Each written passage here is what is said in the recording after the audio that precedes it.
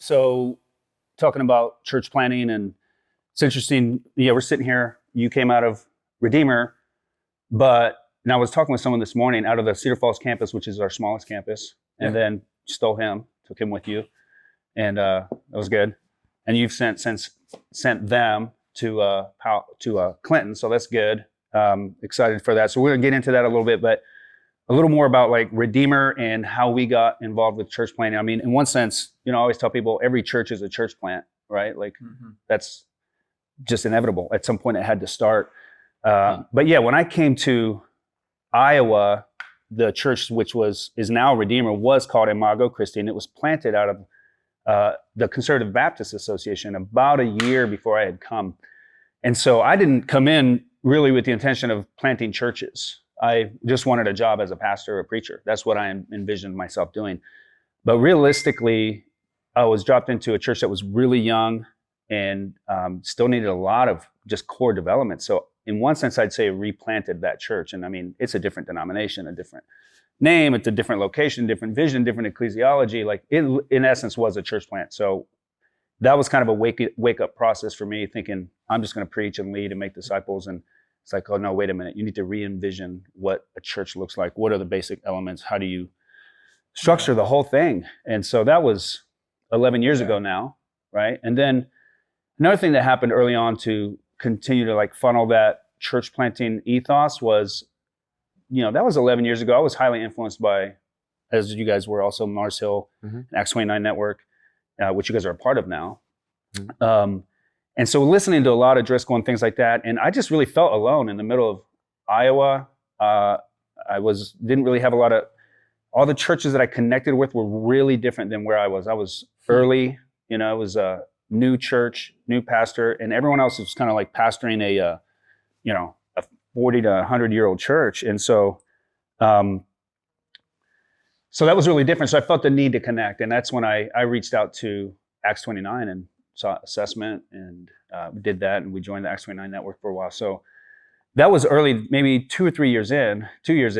And so that really started us on a trajectory of learning more about that, being involved, being, basically assessed and approved as a church planter, and then partnering and learning from others and helping others like Sacred City Church in Davenport. We supported them when they launched. And so that was our first foray into church planting proper, was identifying other leaders, other planters in the region, and just come alongside them and trying to help them. And so that helped shape us early on. I think really just seeing the need for where we were and how we were involved. And then again, there's the next kind of big stage was the going multi-site and merging in Cedar Falls.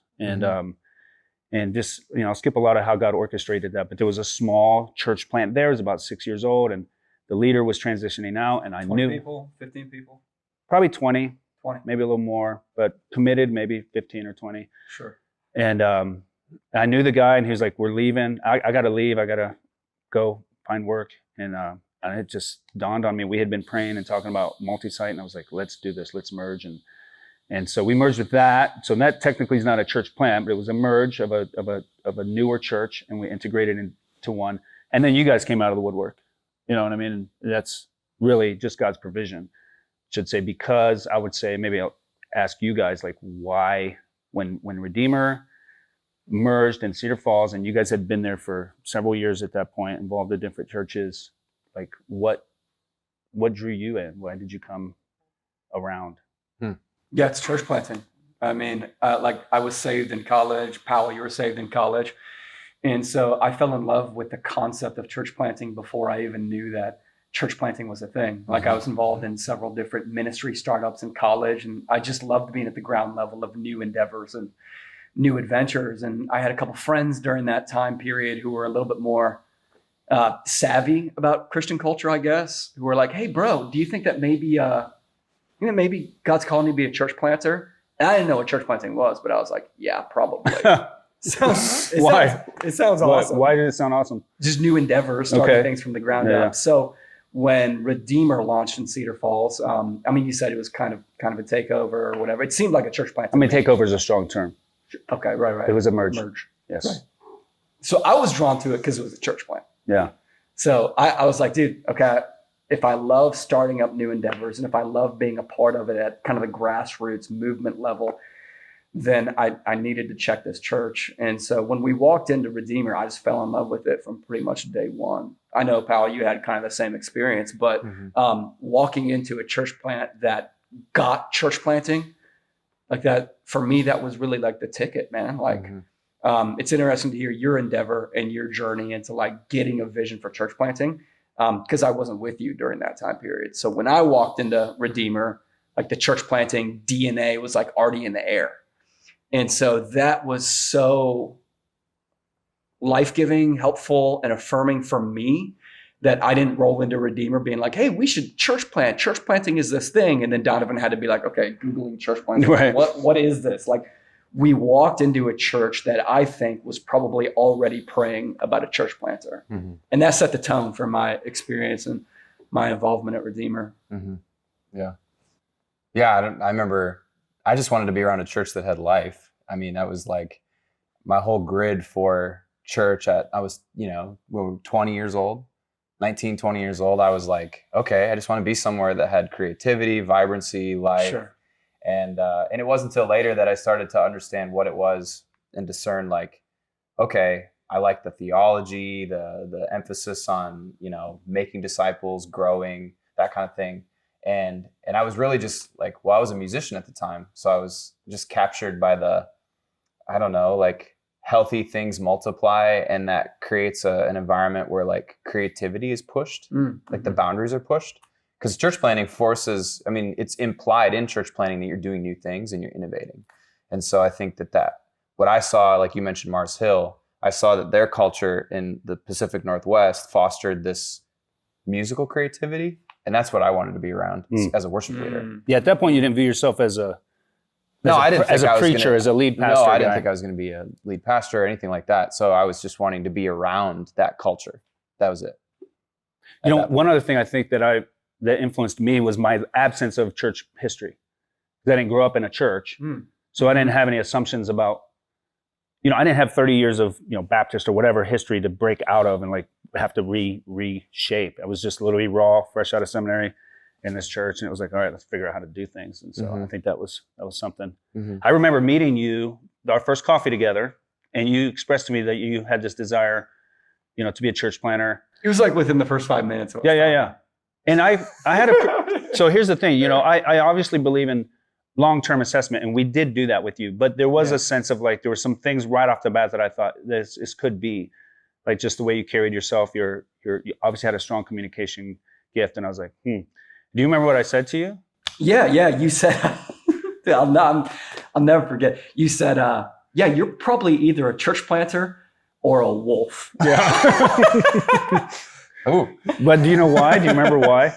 Yeah, because I think I came in with a clarity of calling and passion and vision. Right? Well, there's that, but you were, if I recall correctly, not submitted to a local church. That's true. So you were just kind of like this self-aggrandized, like I'm going to plant churches, but you don't submit to churches. Right. And so what we did was we invited, we said, hey, maybe, but let's find out. So let's invite you in and encourage you and quickly empower you, bring you close, and bring your potential enemies closer is kind of the way I put it, right? Now, I had a pretty good feeling about you, but the way we say is we want to give you an opportunity to grow and test that. And you literally went through everything. You came and became a member. That's the way you phrased it. You said, if you want to plant a church, maybe you should become a member of one first. Dang! You were like, whoa, like what? You forgot about that part. Yeah. So, and then the way I describe it is we put young men like that on an increasing path of responsibility until they either thrive or self-destruct.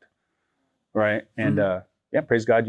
Like I said, you moved through the member process and just served humbly for a long time, and then became a servant leader, took leadership at our church, and then we got on the pastoral candidating process. And over time, the conversation, I knew you had this dream of church planting, and we'd talk about it every once in a while, but eventually it just became clear that it was like, okay, this is probably getting close. How long were you at Redeemer before you guys like left? What was like entry to exit? 2.5, 3. Years? Yeah, That's pretty fast. Yeah. maybe 3.5 then. Yeah. And yeah, so eventually started accelerating those conversations of like, all right, Cole, what's your timeline? What are you feeling? And Yeah. Which I feel like I'm dominating. I want to ask you, I have a thought to this question or an answer, but people ask me all the time, like, how do you determine when to church plant? You know, like, when are you going to plant another church? Like, how would you guys answer that question? You're fresh, man. You go. When the question is when, how do you determine when is the Yeah, right yeah. time to plant a church? Mm-hmm. I don't know. It seems to me dependent on the development stage of the planter. Yeah. Right. So like for me, I had no grid for being a vocational pastor, when I was 20 years old. But over the years, my calling and journey is different. Not at the end, but like in the midst of it, like I was wrestling with just ministry in general. Mm-hmm. And so my understanding of vocation as well, I want to participate in making disciples. I want to glorify God. And I was in a band at the time touring around, and I was not submitted to a local church. And I had no real view of what it meant to belong to a local church and have my ministry submitted within that context. And so for me, coming out of a touring band and then coming into Redeemer was a huge part of my development, understanding. So formative for you, dude. Yeah, like how does the local church interface with my individual development as a Christian? And so it was through that I started to understand the importance of like just the bare essentials of Jesus following, which is, the centrality of the gospel, the centrality of making disciples that make disciples. And I saw that an inevitable end to that is churches that plant churches. Like it's just part of the outflow of being. Why? a Why is healthy that Christian. inevitable?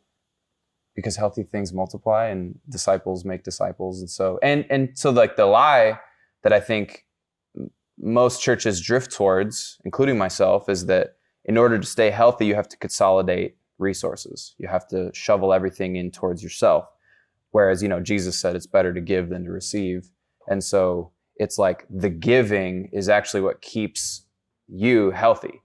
And it's counterintuitive because you would think the taking is what preserves my health. Yeah. And so I saw like young churches, scrappy churches, healthy churches weren't necessarily the biggest organizations on the planet, but they had life. There was a vibrancy at Redeemer despite its numbers. Yeah. And then Frontier, same thing. Like being a part of Frontier in Des Moines, I was like, man, there's a vibrancy here. And I think that one of the central pieces to that is the multiplying emphasis, like the church planting, making disciples. It's so congruous with the New Testament.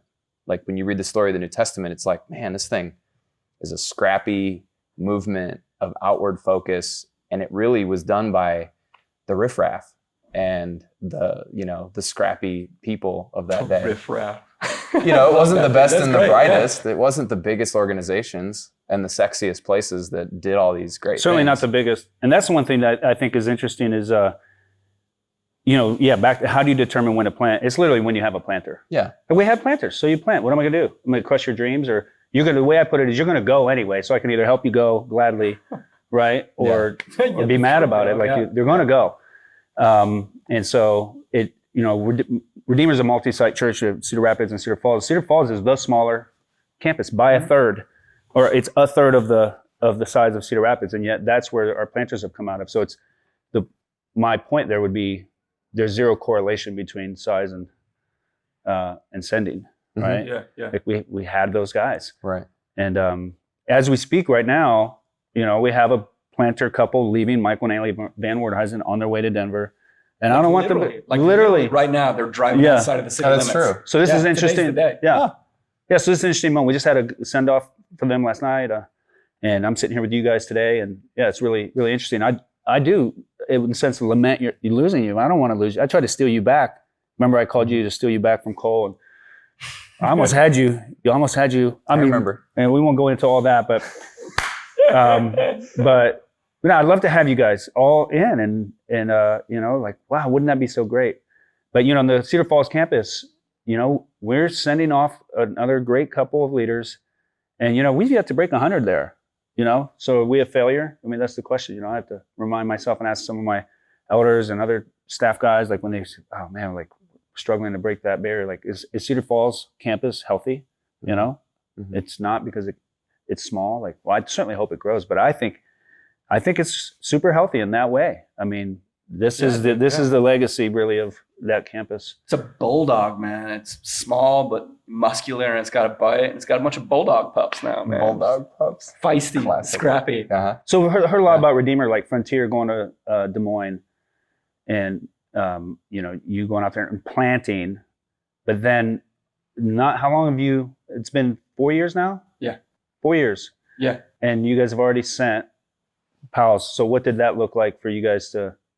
I mean, you were kind of discovering that calling yourself, and well, maybe start with that then. Like you're now at Frontier, and what's that transition look like from I'm a worship leader or musician to I think I'm called to plant a church? Yeah, such a sweet transition. Well, I mean, so moving to Des Moines, a big piece of like the analogy I like to think of is I was carrying two bags. I was carrying the bag of sort of pastoral-ish ministry, and I use ish as like, you know, like serving as a worship leader in a local church is more than just playing music. There's a spiritual dimension to that, right? We're doing ministry. And so I felt like as I developed in the local church, it's natural to be given more responsibility that's pastoral. And so I felt like I was carrying that bag as a worship leader. Then I was also carrying the bag of like music as craft. Like you still need to know how to play chords and, you know, like execute the things that you're responsible to do as a worship leader. And so, you know, I still love to write music. I still love to play music with others. And I also like to record music. So moving to Des Moines for me, I was like, man, I want to move to this young city that could be a place where I could record music like I've experienced when I was in the band, and then also serve the local church as a lay guy. That was kind of my thought. I was like, I wasn't ready to drop the music as a craft. I was 25, I think, and I was like, man, I want to still explore the music thing. Well, then it quickly became apparent to me that I was called to pastoral ministry. I just felt this undeniable sense of the Spirit leading me into pastoral ministry as a vocation, not just something that all Christians are called to take on, but like specifically I wanted to be in vocational pastoral ministry. And then it's just a natural course that I'm led to seeing the importance of church planting.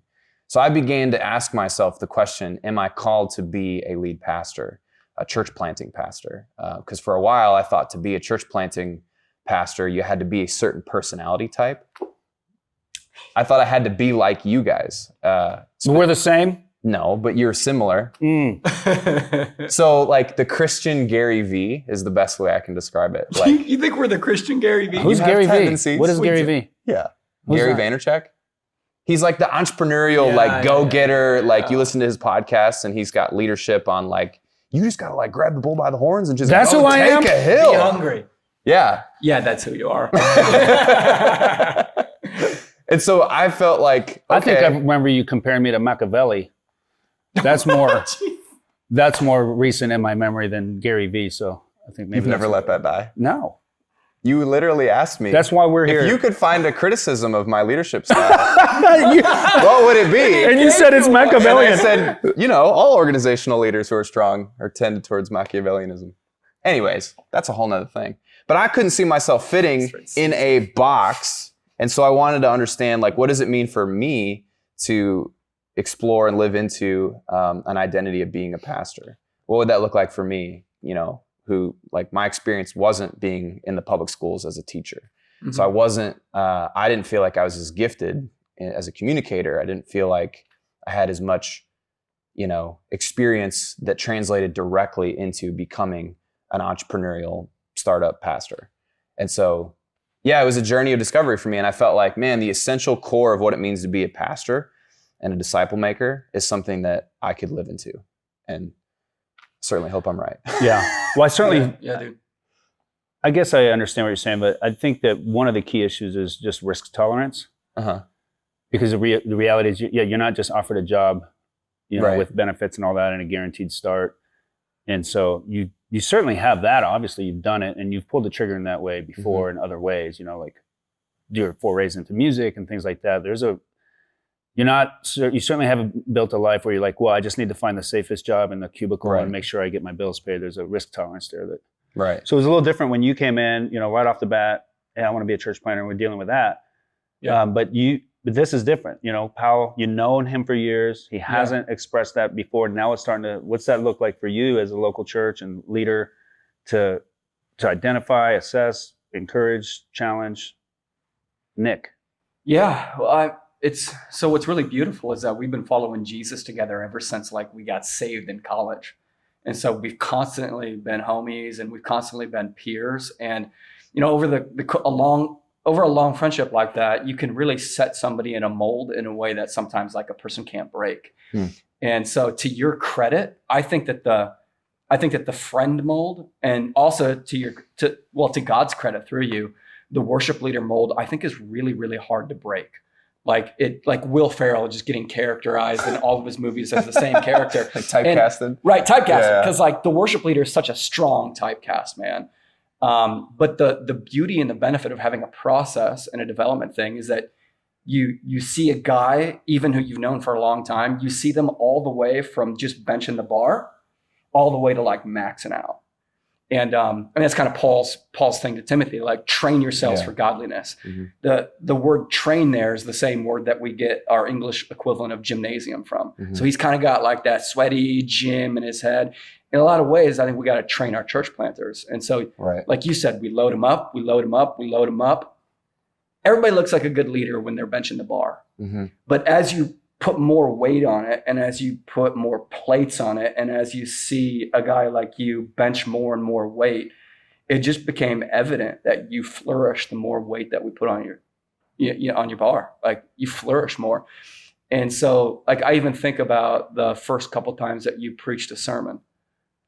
Some dudes get up there and it's like they put on their grandpa's blazer. It's 3 sizes too big for them and it doesn't fit. And it's oh, that's cute. Nick is trying to be a preacher. That's not our experience at all. It was, oh, Nick is a preacher. Huh. God has gifted him with this.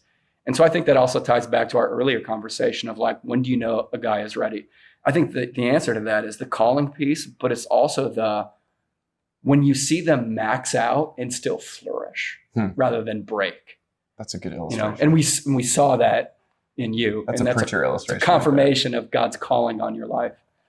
It's also why you need a great process. Yeah. So. Well, and this testifies to the fact that the importance of needing other eyeballs on the development. I couldn't have walked in a vocation of being a church planting pastor if it weren't for you guys, speaking into my life and having, and the same thing with you and Donovan, you needed a Donovan to look into your life and say, this is what I see. Here's where we need to grow. Here's where you need to get reps. So that's super important. Yeah. Yeah. And our church was ready for you because we get to swim and exist in the legacy of a church planting church. And so from day one, our church knew that one of our 3 goals is we want to be a church planting church. That's what we do. The 4th sermon I ever preached after we planted Frontier Church was about how we're going to tithe 10% of our church to church planting. And so why'd you wait until the 4th sermon? We had to do gospel community mission first. But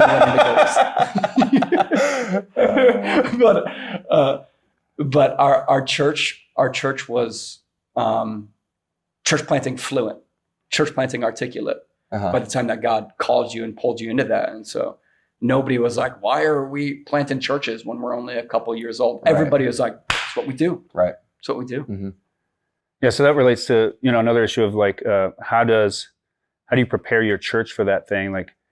By the time you came around, again, it wasn't a surprise that we were going to plant a church because we had already partnered in other ways, right? It's kind of start small, champion it, communicate about it. Is it on your website even? Do you preach about it?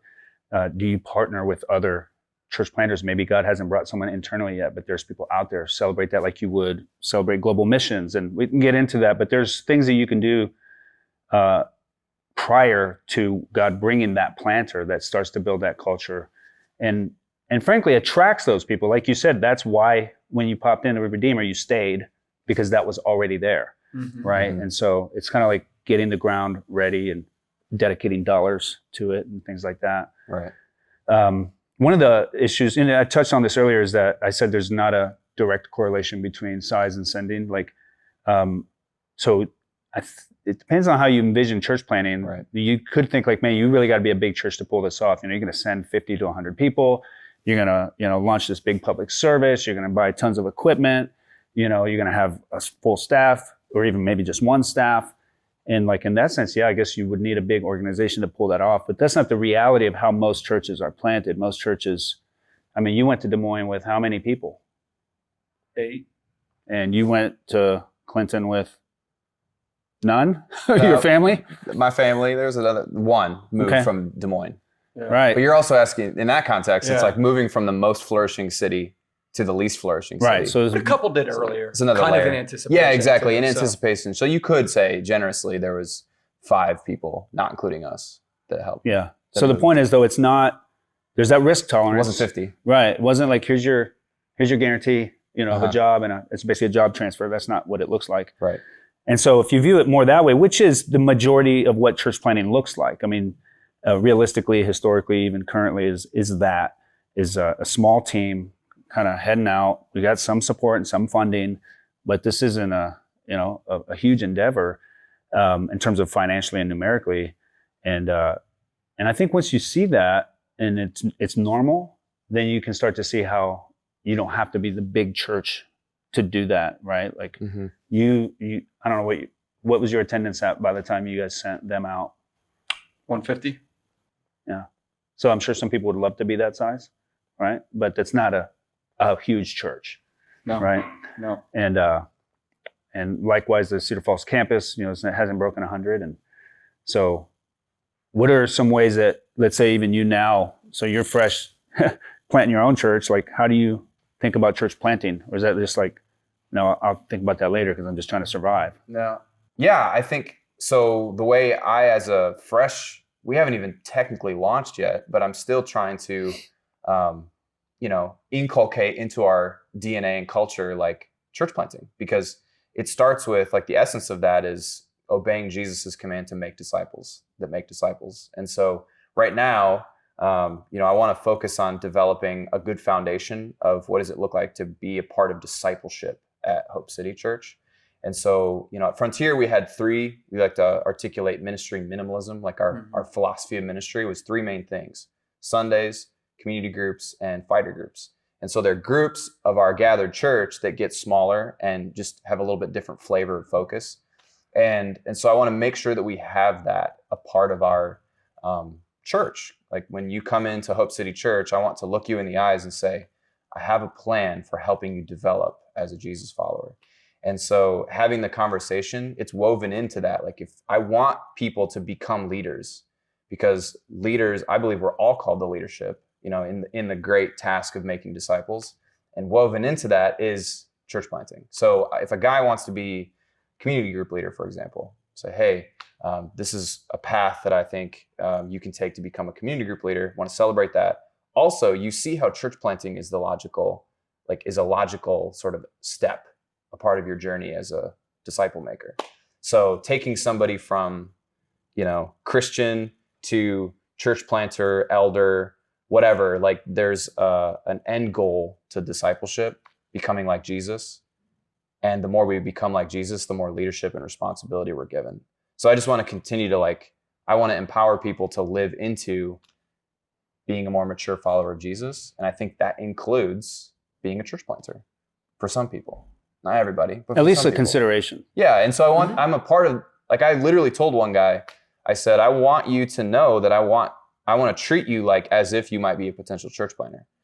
So this relates to maybe the final thought that I have, or point of discussion, which is you're calling out things in people, not sitting around waiting. And one of the things that the way we've talked about that at Redeemer is I want to be able to dream with you, but not make promises. Right. Yeah. Right? I've used that a number of times. No promises, no perishing. Yeah.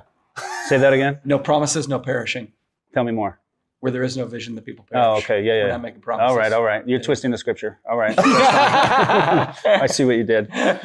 You say you use Well, that? if you look in the original Yeah, I use text, that. it's actually a word that relates to church planting. Yeah. You say you've used that. Like, let me. We can dream. I can't make promises. Yeah. I Okay. said, got a guy who's I'm hoping can become a community group leader. And I would say, hey, I want to be able to cast vision for what I think you could flourish in as, a leader in this church. but I want you to know that I can't promise that you will be, that you will have a position. I think that's what people, I think naturally, including myself, we tend to falsely equivocate titles with like real biblical leadership, because real biblical leadership is functional. It's like you have a responsibility to lay your life down for the flourishing of others. So it's like an active thing, whereas church leadership in some contexts is like more like a ceremonial title. Oh, you're a deacon, you're an elder, you're a whatever. And some churches mean by that, you're just like a good guy. Or you have authority, And but not responsibility. Exactly. So I just want to make sure that they understand, like, if I'm dreaming with them about becoming a church planter or a pastor or whatever down the road, that they're going to spend a significant season exploring that. That means they're going to do things. And so it'll work itself out if I say, hey, this is what it could look like, but I want you to understand the essence of that is active leadership.